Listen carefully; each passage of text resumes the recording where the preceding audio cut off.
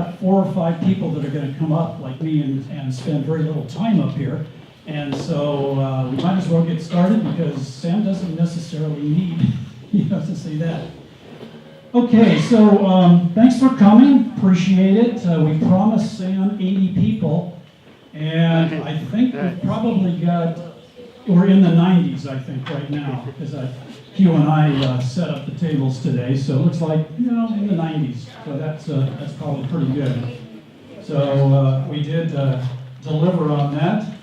And the last time we did something with Sam was when he was running a tough mayoral race. I guess this time it isn't too tough, and B and C, the measures are a lot more important to him than in the past. So that's my start, and so I'm going to turn it over to Hugh Farner, and he and Janet, his wife, we're over here today and helping put all this together. Hugh? Thank you, Jeff, and again, welcome to all of you. I'm pleased to see the turnout as good as it is. The only thing I want to add to what Jeff has already told you is we have both been involved with the No on B campaign since about November. Right after the first Mercury News editorial told us how damaging the measure called Evergreen Senior Housing Initiative. The brochures you've received in the mail claim housing for veterans, housing for seniors, and low-cost housing.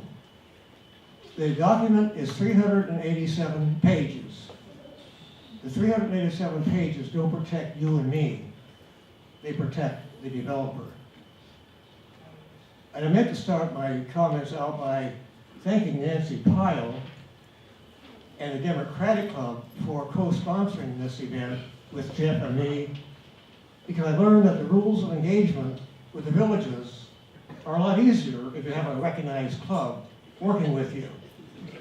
I also am pleased to tell you that after some negotiations and discussions, in an era where very few Democrats and Republicans agree on anything, here at the villages, both the Democratic Party and the Republican Party endorsed a no on Measure B.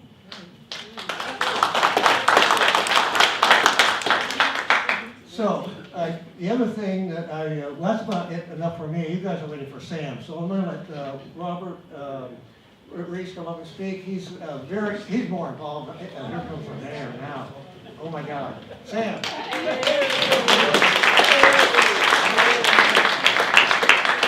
You're not on the docket yet. You're having to tell him jokes until I got here? We need 5 minutes. Okay, here's Robert.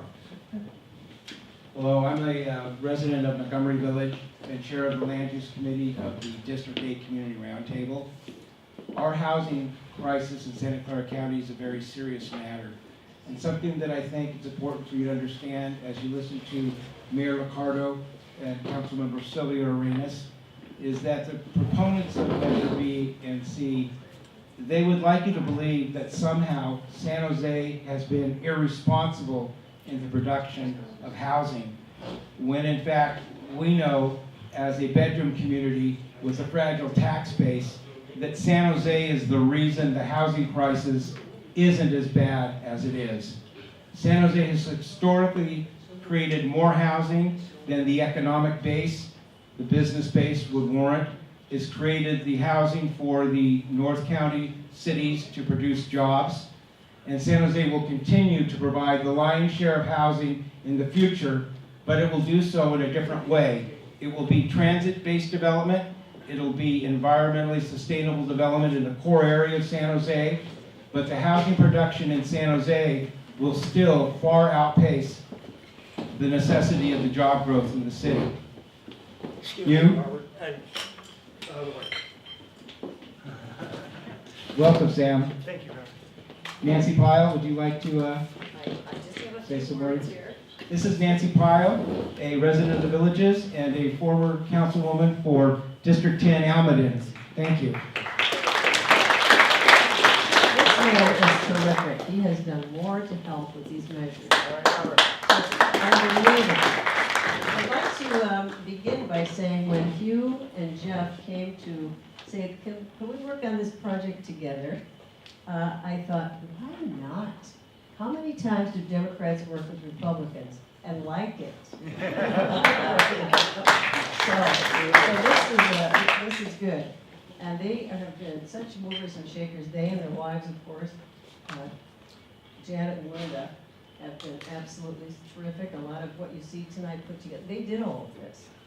And I'm just really very proud of them and happy for their success. So they asked, or they have been an absolute delight to work with, by the way.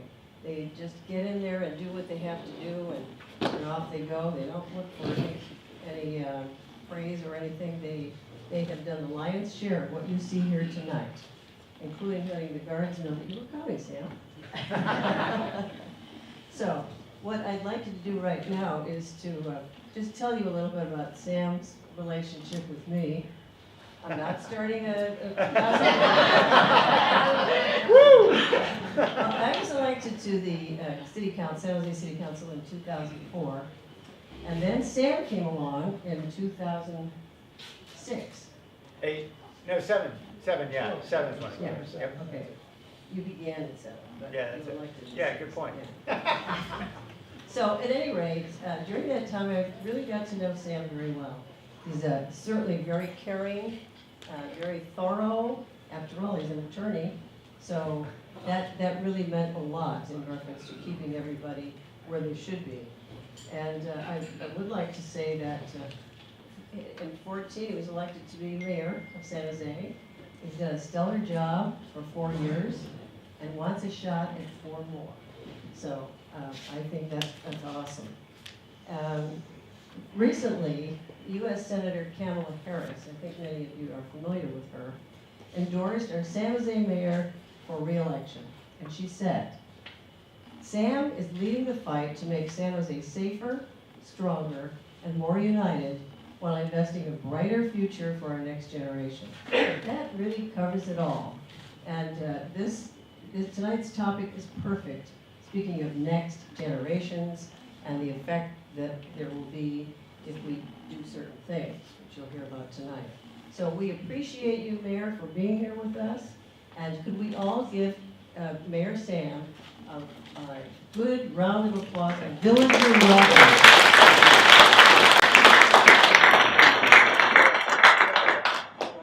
Perfect, I'll introduce her myself.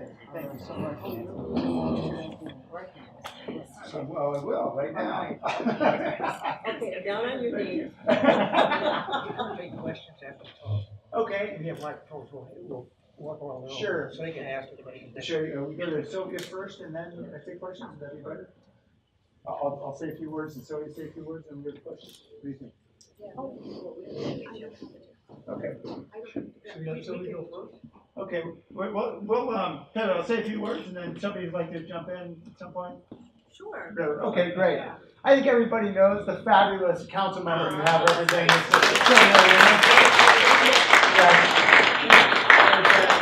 Incredible champion, particularly on the issue I'm about to tell you a little bit about, that I think you already know something about. She is having us working hard over on the council. She had to bribe us with pizza just a couple hours ago to get us all to go down to the pizza joint and start making phone calls to raise money on this ballot measure. And when Sylvia says something, we obey. That's how it works on the council. So thank you, Sylvia, very much. That's the way it works at home. Yeah, we're much more obedient than Anna, I know that. So thank you. And Nancy, thank you very much for the kind introduction.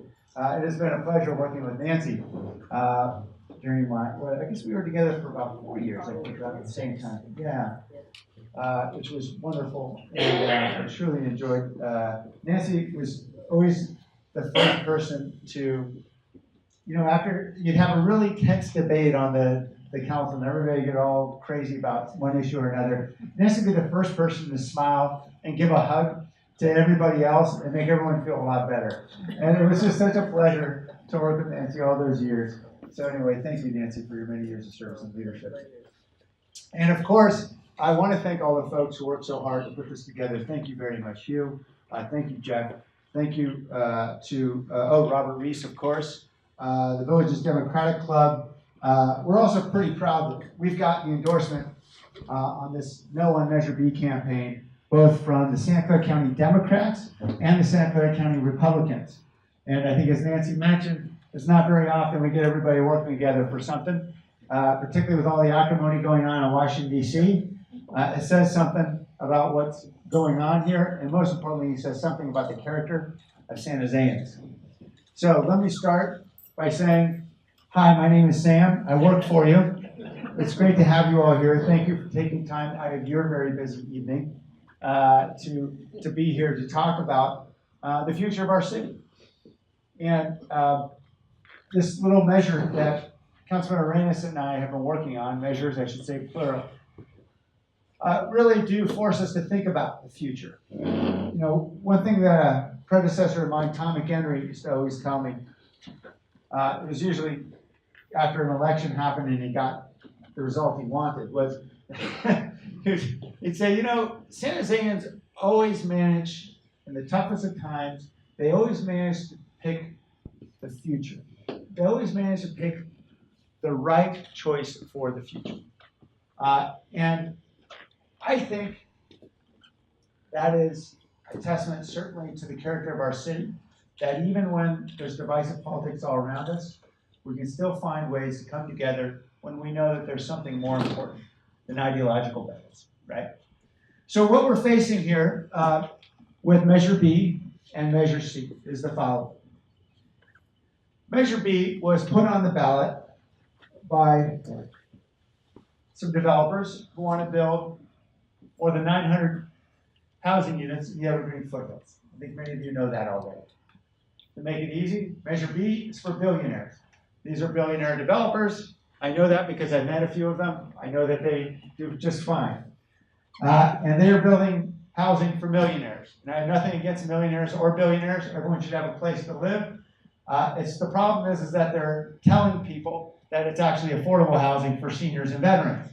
And that's not true. And so that's the first problem I have, is that they're not telling us the truth.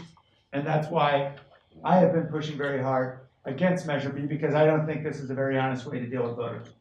What we know about this is that if you read this 300-page document carefully, what you'll find out is there's actually no legal requirement anywhere in there that they house a single veteran anywhere in the entire project that they build up there in the foothills. Not a single one. And although they say it's affordable housing for seniors, in fact, they've watered down the affordability requirements that the city has imposes on every other development in this city. So everybody else has to play by the same rules except these guys who decide to go around the city council and put it on the ballot, thinking if they can just befuddle the voters a little bit, then voters will approve it because it sounds nice, right? Affordable housing for seniors and veterans. Who won't vote for that? Well, we won't, because we're reading the fine print. So those are a few reasons why I'm particularly concerned about this. I'm also concerned because we believe in San Jose in community engagement and a community process. And through 4 years of meetings, we had 50 meetings with a task force of representatives from throughout the city. There's 39 members who sat on this task force to create what we call the general plan. And the general plan is the blueprint for how we're going to build everything in our city. Where we're going to put the housing, where we're going to put industry, where we're going to have roads and transit, and all the other things we need in the city to do. And so we had an outreach process over these 4 years, and 5,000 San Joseans participated in this process. 5,000 San Joseans. And we put all this together, and the general plan was adopted unanimously by the task force, unanimously by the city council. Thank you very much, then Councilmember Pyle. In 2011, they approved this. And it not only did it reflect the will of all the people who participated, but it also embraced the Evergreen specific plan, which was also the result of a community-based process for many years, well before that. All this was embedded in this general plan. And the general plan says we're not going to build housing up there in the foothills for a couple of reasons that you're pretty familiar with. One is we have too much traffic on 101, on and off 101. It's dreadful, as you all know, particularly at times during the commutes. And so it's a bad place to put more housing. It just so happens that when we build a lot of housing in far-flung parts of our city, that means that firefighters have to respond a lot farther for emergency medical calls. And it means that police officers have a lot farther to respond. It means we have to build a lot more roads and sewers and everything else. And guess what? It's a lot more expensive to taxpayers to support services in many of the outlying areas of our city. And so, wisely, the community came together and said, this is where we want housing. But these developers had decided, well, we know the mayor's not going to like it. We know Councilmember Arenas isn't going to like it. So we're not even going to go talk to them. We're going to go around them, put it on the ballot, and we'll try to bamboozle the voters and see the voters go for it. That, of course, is why Measure B is for billionaires. The billionaires will make the money.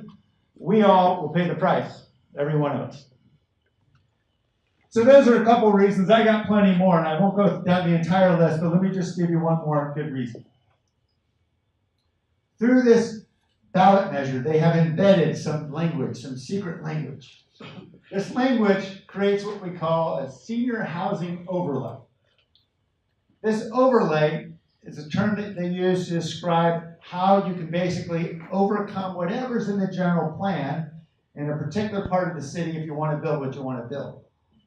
In this case, the senior housing overlay would enable developers subsequently to come along and build out in Coyote Valley, out in the Alma Dam Reserve, which Councilmember Pyle worked so hard to preserve from development during her time in office, and many of the environmentally sensitive parts of our city. It would create a clear path for other developers to do that. So there's quite a bit at stake in this measure. We got what's going on, of course, here in Evergreen, in the foothills, and then we've got what's going on in the rest of the city and how this could open the door to a lot of destructive development that we don't want in our city. Now, let me assure you that Councilmember Arenas is not against housing, and I'm not against housing. And since we have a unanimous city council against this, I can tell you, we do not have a city council that's against housing. In fact, I put out a plan to build 25,000 units of housing over the next 5 years, which is far more than we've ever built as a city. But as Robert described well, we want to build housing right. We want to make sure that we build housing on transit corridors in the downtown where people can walk to transit, can use bikes, can use car sharing, can use a lot of other means of transportation other than clogging up our freeways. Because we built this city over the last half century really as a city for cars. And it's a sprawling city, and as you know, it's pretty challenging to get around, and it's not very cheap to live in. And we've got to now figure out how we're going to retrofit the city that's been built for automobiles into a city built for people. Built for people who can get to services, to jobs, and to entertainment within walking distance. Which means we're really going to build a lot of density in that downtown core, which you've noticed in the last couple of years has really started to revitalize. And that's our great ambition. So hopefully you guys won't be burdened with any more traffic out here, but you'll have somewhere fun to go to when you're heading to the ballet or the opera or anything else that's going on downtown. So that's the vision for development in our city. And the problem is Measure B undermines that vision. So that's why I am encouraging friends and neighbors to vote against Measure B. Now, try not to get too complicated here, but there's one other measure on the ballot that's relevant in this whole issue, and that's Measure C. This is something that the council and I put on the ballot just a few weeks ago. We know this isn't going to be the last attempt by developers to do what they want, to try to go around the council and bamboozle voters. We know they're going to try again and again, particularly if they get this measure to pass. So we put a measure on the ballot that would tell any developer what the rules are going to be. If they're going to try to go around the general plan and they're going to try to convert any of these lands that are in our outlying areas, which are defined as any area that's within a mile of our urban growth boundary, they try to convert those to sprawling development, then there's a lot of requirements they got to follow. And those requirements include environmental review, includes paying for fees for things that these developers don't want to pay for, like road improvements that are required when you create more traffic. And it also says you got to build real affordable housing. You can't just say you're building affordable housing, mandates affordable housing requirements. And it gives the council the ability to say no, which is what your elected representatives should be able to do. So that's what Measure C is about protecting our urban growth boundary. Now, what's the urban growth boundary all about? Well, there was a very wise mayor years before me who decided that San Jose should not continue to grow out, but we should grow up. And that mayor was the first female mayor of any major city in the United States. That was Janet Gray Higgs. Maybe you remember. And so, with her leadership, we installed a green line around the city and said, we're going to protect our hillsides, we're going to protect our open spaces, and we're going to confine where it is we build. Measure C is about protecting that legacy. And of course, protecting that legacy for ourselves and for future generations. So that's what all this is about. And so that's a very long-winded way of saying Measure B is for billionaires, Measure C is for the community. So we're hoping, thank you. So we're hoping that you will look at Measure B, funded and supported by billionaires, and vote against it. And you'll look at Measure C for the community and vote for it. And the good news is if we can win on either one of those, then we can stop these guys. And we'll send a message to them that they can't pull these shenanigans in the city of San Jose because our voters are too smart. So I want to thank you very much for your attention and for your time. I would love to give my colleague, Councilmember Arenas, if you wanted to say a few minutes, a few things. You said it I said it all. I bored the heck out of everything I said. Would you like to add anything? Yeah. I just want to say, when I was listening to, Before you start. oh yeah. Thanks, you. So when I was listening to our mayor talk about, just very eloquently about what protecting our environment, making sure that we don't have this urban sprawl continue, and making sure that we protect the investment of what we already have done, which is our general plan, and that's by supporting our Measure C. You know, what came to my mind was really thinking about the gratitude I have for what has come before me. And so the work that you all have done, the work that former Councilmember Nancy Pyle has done, is great work. It's already documented in our general plan, and that's why we want to protect it. And so really, I just want to spend some time saying thank you. Thank you to all of you for coming to our community meetings, by giving us that feedback, and now helping us protect that investment, right? We've already done the hard work, and we're not going to turn it over just because somebody else has enough money to put it on the ballot. So I wanted to thank, first of all, Nancy Pyle, but also Hugh for inviting me, for making sure that we all got together. Jeff Schlageter. I was going to say it that way, too. Robert Reese, if he's here. Oh, yes, wonderful. And I noticed that back here we have Daniel, we have Carol, and some of these folks, Daniel hosted a fundraiser in his home, and it was just fabulous. And Carol's been doing a lot of work on Nextdoor. We noticed. She is really breaking down what Measure B and what is, and what is not, what it's not, and what Measure B really is. And so thank you so much. You know, you break it down better than we do as politicians, right? And it's better for people to hear it from you guys. And of course, the one that always is down for a lot of work, but persisting and insisting on videotaping everything, which I'm not too keen on, because I hate to see myself on video, but you do a wonderful job. Thank you so much, Wesley. You did an online survey for us, and you've just done a lot of work to put this on our website together, and I love a lot of the content, just so that it makes sense. Because as the mayor said, this is 300 pages, of like legalese, and you know lawyers talk. Or at least how they I'm a write. recovering lawyer. He's a recovering lawyer, folks. He's a good guy. He's a good guy. So I really just wanted to thank everyone. I don't know if Bonnie Mace is in the room, but she's done some great work as well. And so, I just want to, the mayor has said it all. So all we have to really think about now is we've done the work. Let's protect our investment. Let's vote no on measure B, yes on measure C. So I always think of C in Spanish is yes, right? It's a new ad. It's a new ad, but I love it. C for C. It's C for C. So thank you so much. I wanted to also offer an opportunity for anyone who's interested to sign up as a volunteer. We need you. Mm-hmm. We really need you. So Pearl is in the back. Pearl's been so wonderful. Lauren has been so wonderful in getting us all here today and helping us organize for fundraising, not just tonight, but earlier today. She's got a sign-up sheet, and we need you to talk to your neighbors. We need you to help us phone bank.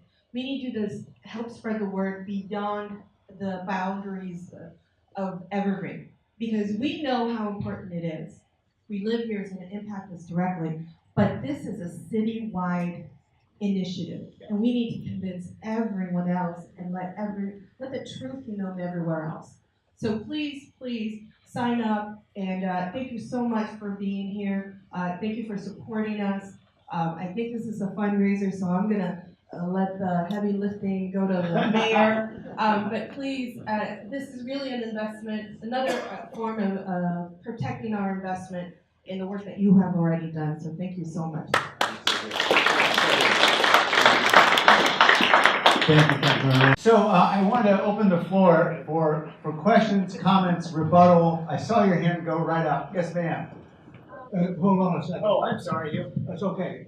You're excused. Okay. It's my experience, the best part of questions is if everyone hears the question before it is answered. Oh, thank you. So we'll be passing around a couple of microphones if they want. They can get through here gracefully.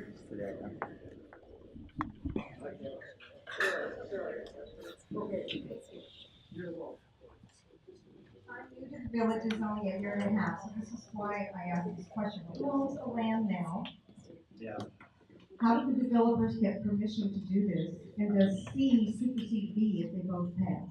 Great question. So first, the owner of the land is a gentleman by the name of Carl Berg. Carl Berg, as I mentioned, is a billionaire, lives, I believe, somewhere around Palo Alto, and has developed a fair amount of Edenvale as well. How do they get the authority to do this? Under state law, they can bypass the council by gathering signatures. So you got to pay a lot of money to signature gatherers. It costs several $100,000 to get enough signatures, because you got to get professional signature gatherers to get that many signatures.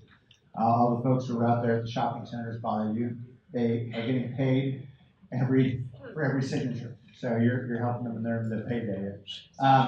And when they present that measure to the council under state law has two choices. We can implement exactly what they present, or we can say we're not going to implement it, and it goes on the ballot for the voters to vote.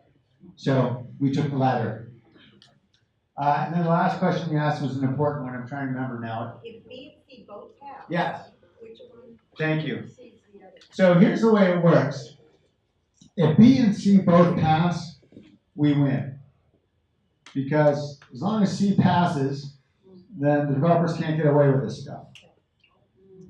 If B and C both fail, we win. Because that means they can't move forward, right?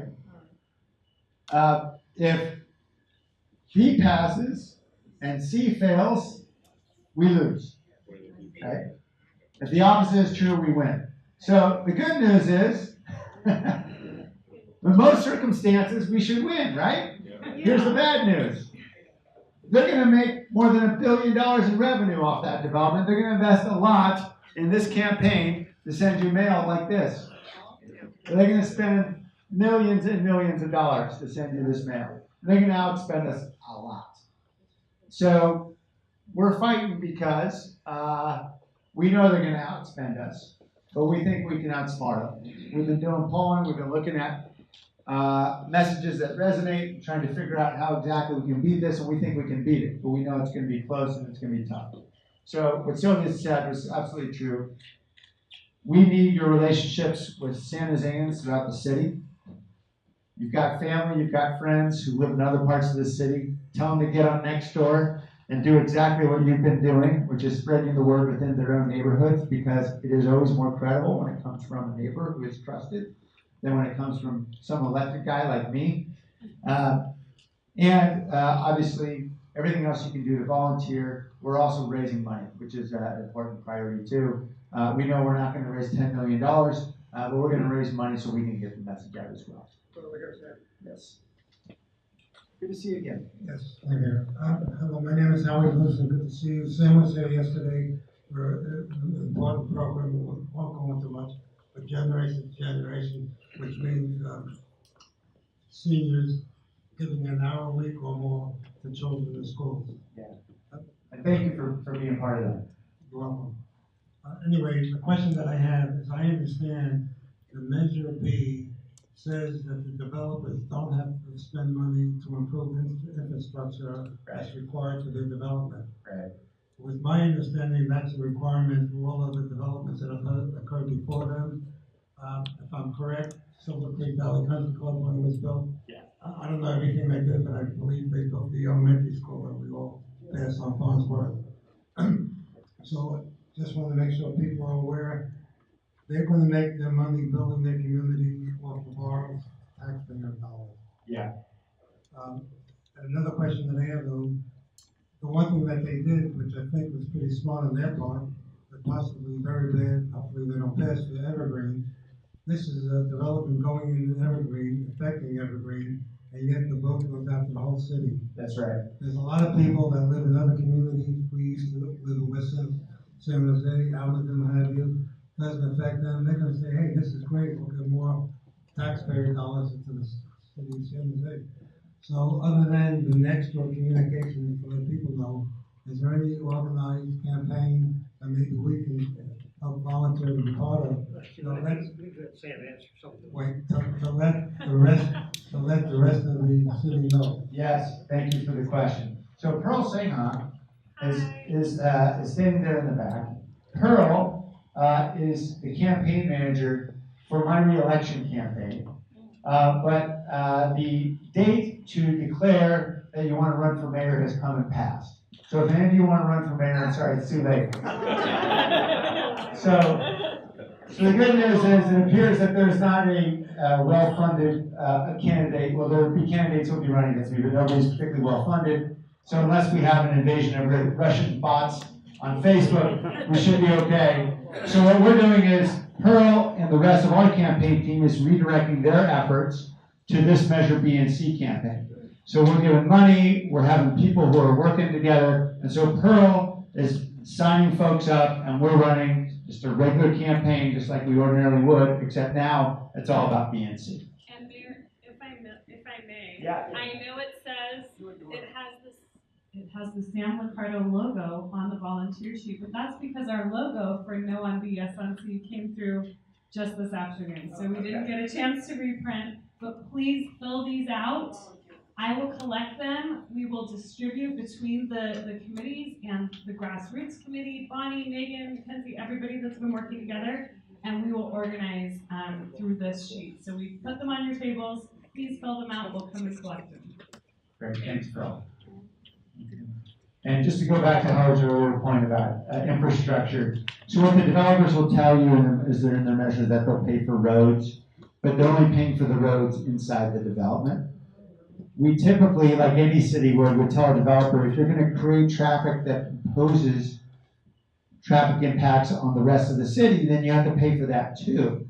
And developers pay fees for what they call traffic impacts. These guys exempted themselves from traffic impact fees. It's no wonder they became billionaires, right? These guys are smart. Unfortunately, it's bad for the rest of us. Yes. First question, I understand that there are 3 other candidates of not importance. However, you're not running out of codes, and I'm curious if any one of those three have backing from these developers. I don't think so. I mean, we may find out that I'm wrong. So these are things they don't tell me about until I see the mail hit my mailbox. But at this point, no. These are all the three nice people who are running against me. I don't really believe it. But maybe we'll find out later.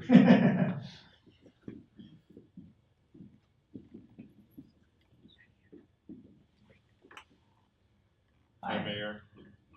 It's on. Swallow. Hello? Yeah, you just have to, it was on originally, just keep it real close to your, Hello? right on your chin. Close. No. Anyway, it's the second time here. Just keep it on your chin. Yeah, this is the second time you and I met. The first time I think we met at No for Measure B campaign about 2 months ago. Okay, thank you. My wife and I is 100% for No for B, yes on the C. Thank you. Okay? Thank you. With probability of the 3 out of 4 that we're gonna win. And in the villager, in this area that all of us live in here, okay, why don't we spread to everybody? At least you got 3 out of 4,000 voters can vote for you as the mayor, and vote for no on the Measure B, and yes on the C. So we can put it in the villager. Maybe we all requested to our Oh, is that the local newspaper? okay? Yeah, but you can't Yeah. do Ask them that. to put it in We the don't have mailbox. any political stuff in there. We cannot? No. Okay. Yeah. So I don't know, but anyway, we just moved here not long ago, but when I first time heard at that couple house and about Measure B, okay, and we bought the concept, okay, we think it's a deception, and we want to have a politician, we want to have a developer that are honest. With today, with a lot of dishonesty, a lot of fake going on, and we have to be prepared for it. We're no longer younger, particularly all of us in here, all right? And I just want to make a statement. I enjoy you talking. Thank you. Thank you very much, sir. Appreciate it. Thank you. And even if you don't want to vote for me, just please vote against Measure B. Yes, sir. Oh, I'm sorry. Forgive me. Mr. Mayor, Yes, sir. I understand that that property is zoned industrial. Yes. So what you're saying is that if we turn that down, we're not going to have industrial traffic, or we're going to have industrial traffic up here. Yeah. We're going to have people in the morning coming to work up there. It's not going to help our housing situation. So the general plan calls for industry. Frankly, I would rather have residential up there than industry, as far up in the Evergreen here as it is. Now, I think the propaganda that's been out there, I think it's more than just the housing up there. I think it's supposed to be this Measure B, that the cities are afraid of losing control over the development of land. Is that true or not? Am I way off the beat? Let me, when you say is that true, you just said a lot, so I'd be happy to unpack what I think is true and what's not true. You want me to respond? Or did you want to finish? I didn't want to interrupt. Okay, sure. So first, this issue about, well, it's zoned industrial. Does that mean you're going to have a bunch of trucks coming in and manufacturing and plants? Almost certainly not. And let me explain why. It's not really a prime industrial site. What is likely to be, if it gets developed for anything, I think many of you are familiar with the old Hitachi campus that used to be up there. There's basically an R&D facility. There's basically offices and a workplace for scientists, folks who are doing research.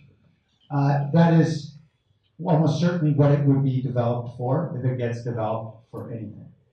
Now, for many years, mayors have attempted to persuade companies to move into far-flung parts of our city, like Coyote Valley and the Evergreen foothills. And for the most part, no one has done it.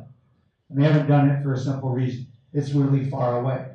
It's far away from a freeway, and it's not terribly convenient if you're trying to get people to transit, right? Yeah, that's usually a pretty key consideration. So it was perfectly fine with me if it stayed industrial, because it probably was never going to redevelop. But if it does redevelop, I want it to be either research and development, or what I was actually very actively working on was using the site as potentially a university campus site. And we had walked on that very site only about a year and a half ago with senior officials from the University of California about the possibility of a University of California in San Jose, which I think would be a wonderful thing for our city and certainly a great legacy for our city. So I think there are a lot of things that can be done there. The reason why you wouldn't want housing there, two key ones. One is the direction of traffic. The way that our valley has developed over the last half century has been that housing has been in the southern and eastern parts of our valley, right? Southern part of San Jose, Gilroy, Morgan Hill, right? That's where people live. And they travel north and west to go to jobs, too often to companies that are outside of our city. And so, if folks are traveling to far-flung parts north and west, and everybody's heading the same direction, then it doesn't take a genius to figure out you're going to have a lot of really bad traffic in the morning on 85, 101, 880, 280, right? And that same awful traffic going the opposite direction in the evening. So it makes sense to try to encourage job development in places like Edenvale and Evergreen to have counter commutes, counter traffic. Because that way, keep in mind, when all the traffic is stuck going north, all those lanes of freeways that are going south are not getting used. You paid to build them and they're not getting used. That's a pretty inefficient use of public infrastructure. And we're all paying for it. And so if we're going to use public infrastructure well, you want to have a mix of jobs and housing in the same locations, so you have people using both sides of the freeway at the time, right? And equally important, people will have shorter commutes if they have jobs that are located closer to their homes. Shorter commutes are good for lots of reasons, not least of which is our quality of life, because we have all spent way too much of our lives working, and far too much of it in a car or at work. The other reasons for those of us like me who are very concerned about the future of our planet, greenhouse gas emissions, it's a horrible way to really leave the planet worse off for our children if we're just going to encourage these longer and longer commutes and more greenhouse gas emissions. So that is the reason why this has been designated industrial for a long time. I have been cognizant of the fact that it would discourage development, and frankly, that's okay with me because it's beautiful green foothills in the meantime. And somebody who's smarter in the future may decide there should be something else. Yes. Well there, I have a question on the whole concept of finding out about Measure B, because I have the privilege of putting together some of the PR for this session this afternoon. Oh, thank you. And thank you for coming.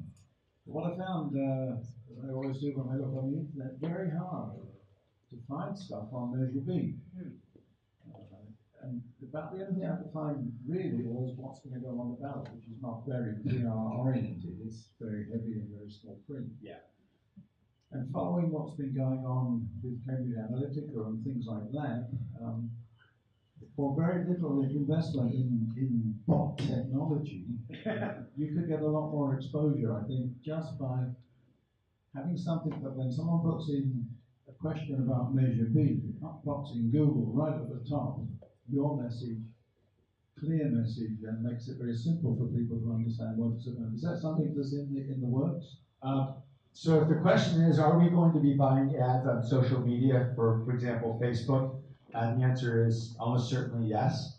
But we have to buy ads. That costs money. And that's how Facebook makes money, among other ways. So yes, we will be doing that. We don't find a lot of utility in doing an enormous amount of that ad purchasing now because people aren't paying a lot of attention to the elections until they get much closer. Good evening. My question is, if this billionaire developer has paid for this land and say that B does lose and C does win, he's not gonna quit. He's gonna find another way because he's not gonna consider that a loss. What's he gonna do with that land? That's a good question. Well, I'm hoping maybe he'll go back and we'll give him a conversation with the University of California. We'll find a way. Or he can just sit there and, you know, it's good pasture land. I mean, he's not going to die broke. He'll be okay. And like, is it possible there could be another ballot measure? Sure. But I feel pretty good about our chances if we can demonstrate that we're willing to organize, fight, and beat this down. You know, it takes a lot of courage for Councilmember Arenas to stand up against a developer that's got all this money, because there's going to be an election sooner or later, and a billionaire developer can go find a candidate who can run against you and spend a lot of money against you. And I think that's what they're betting on. And in this case, fortunately, Councilmember Arenas has said, no, I'm not going to take it. And so they might try again. They certainly may well, but I think when people show some backbone, I think I used to work for a woman by the name of Janet Reno. Many of you may remember. She was Attorney General back in the 1990s. She just passed, sadly. I had the pleasure of working for her after law school, and she used to say, the only way you deal with bullies is to punch them in the nose. And so we got to punch them in the nose. We may not win, but we're going to try.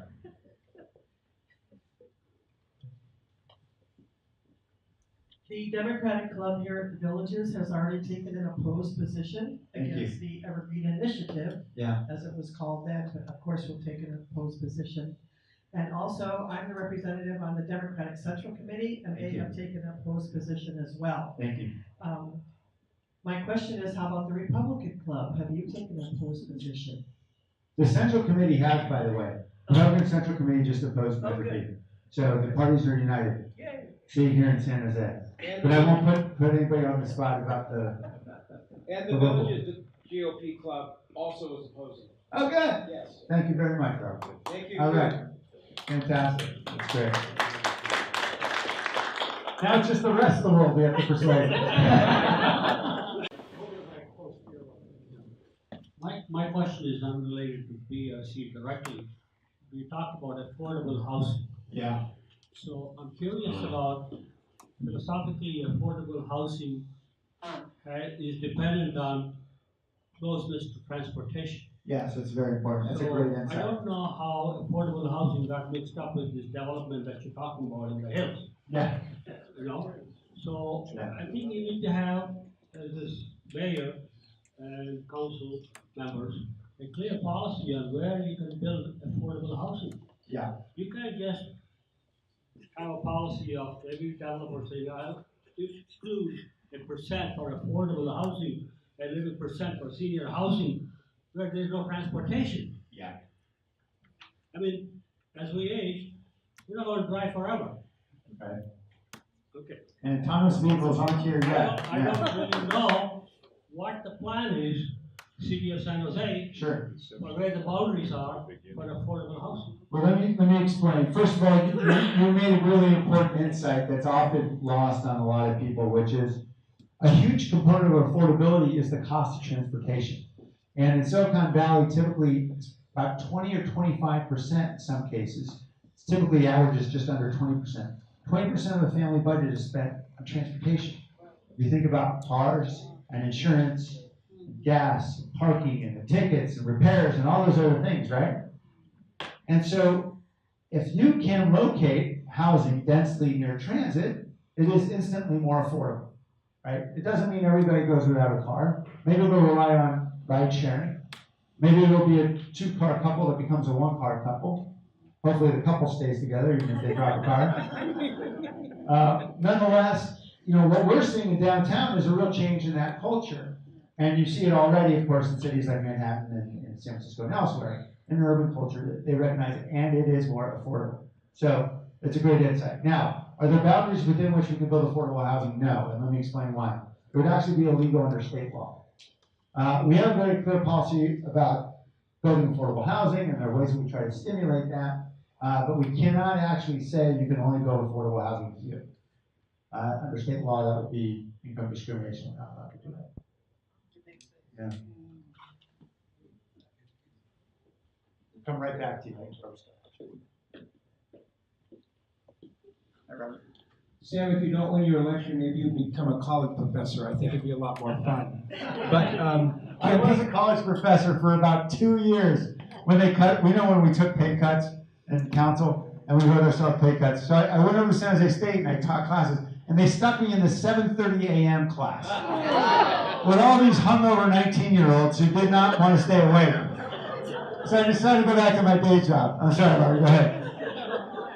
so much of what you and Sylvia are doing is helping the public understand and public education. And I was thinking that a good idea might be, once we get done playing defense to this and we can play offense, is that perhaps you and Sylvia could arrange for someone from economic development, someone from planning to come to the District 8 Roundtable or the villages and start educating the community about the sites that would be appropriate for housing, and in particular how affordable housing might work. Because this is all about educating and showing how things can work within the context of the 2040 General Plan. You're right. Thank you, Robert. That's a great point. And hopefully we'll have that opportunity. Hi, I'm Rita. Hi, Rita. And I was wondering, the area that got developed on Licarrdo with all the housing that's down there, is that considered affordable housing that's near transportation? I have no idea. It's predominantly market rate housing, not affordable housing, not rent restricted. I believe it got built just before our impact fee. I'm trying to remember about the timing of that construction, but I pushed through in 2008. We managed to enact what we call inclusionary housing policy, so that when housing gets built, even though it's market rate, developers are required to either build affordable housing within the project or pay a fee that the city would use then to build affordable housing elsewhere.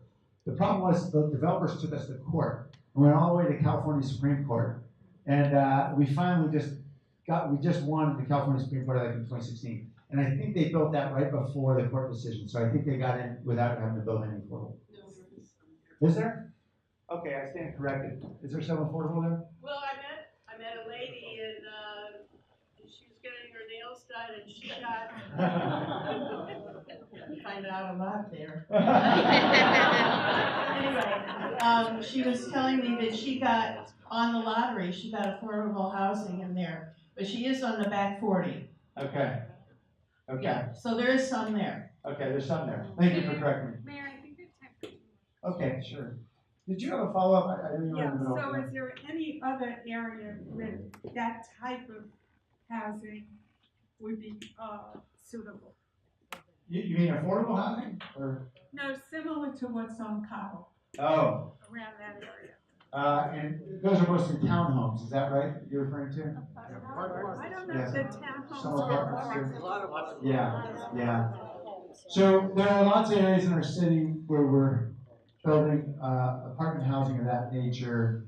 West San Jose, along San Carlos, for example, you see some under construction now. You see a lot of course downtown. And hopefully within the next few months, we'll be able to open up North San Jose along the transit corridor there, once we get some past litigation resolved. Thank you. Okay, before we take the last two questions of Sam, he's been very generous with his time. I just wanted to say two things. These volunteer forms on your tables, most of us can do something on here when you read it. So please take one home, even if you're not sure. And if you toss it, but maybe you look at it and you say, well, I can do this, I'll give it a try. The second thing relates to that. Well, this is a fundraiser in a sense, and there's some envelopes back on the table. Yes. And, Sam would take any amount of money. Yes. You can put into that. I will grovel for any amount. Absolutely. So that's easy too. Just take it, and when you fill this out, if you don't know where to send it, give it to Hugh Farmer or Jeff Schlager, and with last names like that, you can find us in the phone book. And we'll give them to Sam somehow. And the same thing, with those, I don't know, are there addresses on those? Okay, good. Shouldn't put those in our hands. And Jerome and Carl will be around too to collect them from anybody who wants it. Thank you. So, look, we are looking for whatever you're willing to give. Certainly, your treasure, we're always grateful to have dollars, but your time, your talent, in any way you want to give. Thank you, Jeff. I appreciate that. Okay, so we have time for, okay? Yes. Hi. Speaking of volunteering, I'd like to relate a story. I'd like to relate a story of a woman in our area.